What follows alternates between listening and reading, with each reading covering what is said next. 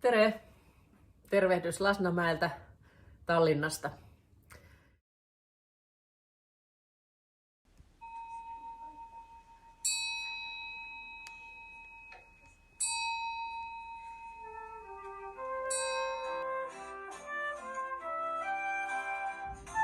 Tahatte elada evangeelse luterliku kiriku liikmena koguduse keskel ning kuulata Jumala sõna, osaleda pühas vaimulauas, kuulutada head sõnumit Jumalast sõna ja teoga ning teenida oma kaasinimesi Jeesuse Kristuse eeskuju. Kui see on nii, siis vastake palun jah, tahan Jumala abiga.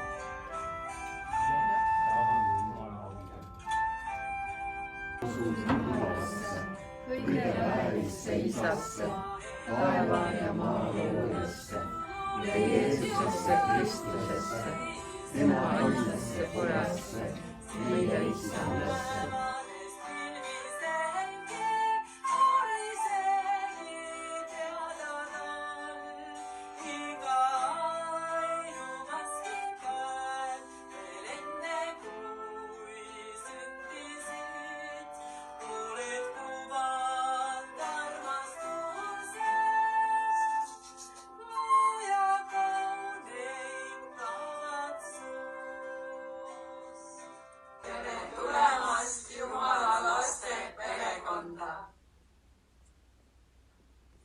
Toissapäivänä oli tässä konfirmaatiomessu ja oli ilo konfirmoida 4 uutta vironkielistä seurakunnan jäsentä.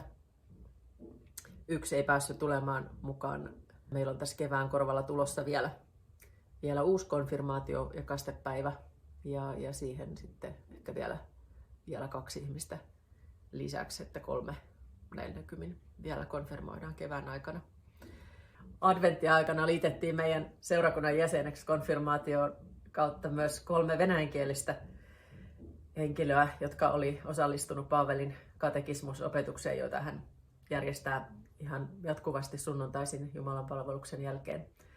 Ja silloin konfirmoitiin ensin 2 ukrainalaista rouvaa ja sitten toisena pyhäpäivänä 1 vironvenäläinen mies.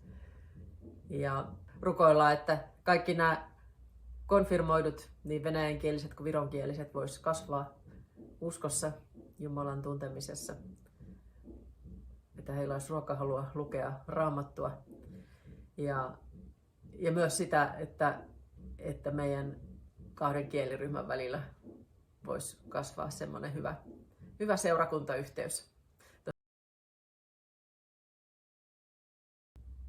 Teistä ehkä monet on rukoillut jo melkein 10 vuotta, että Tallinnan Lasnamäelle voisi tulla oma luterilainen seurakunta.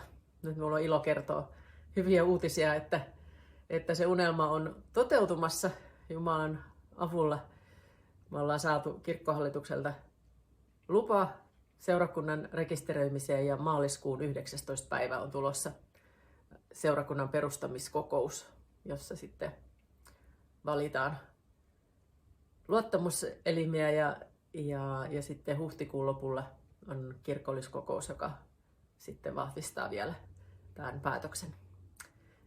Rukouksiin on vastattu ja tällä hetkellä meitä on jäseniä tässä vähän yli 20. Virossa valitaan seurakuntaneuvosto ja johtokunta.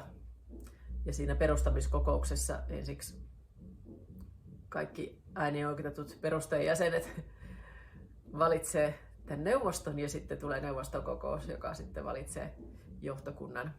Ja rukoillaan sitä, että Jumala johtaisi tässä järjestäytymisessä ja että se olisi semmoinen myös hyvä sauma niin kuin ensinnäkin minulla itsellä luopua monenlaista semmoisista käytännön vastuista, joita on hoitanut ja sitten seurakuntalaisilla ottaa vastuuta tästä yhteisestä työstä. Ja tässä rippikouluryhmästäkin on tulossa mukaan ihmisiä seurakuntaneuvoston ehdokkaaksi ja tilitarkastajakin löytyi siitä joukosta. Kiitos, että olet mukana tässä työssä ja ja siunausta myös kaikkeen sinun elämään ja hei hei!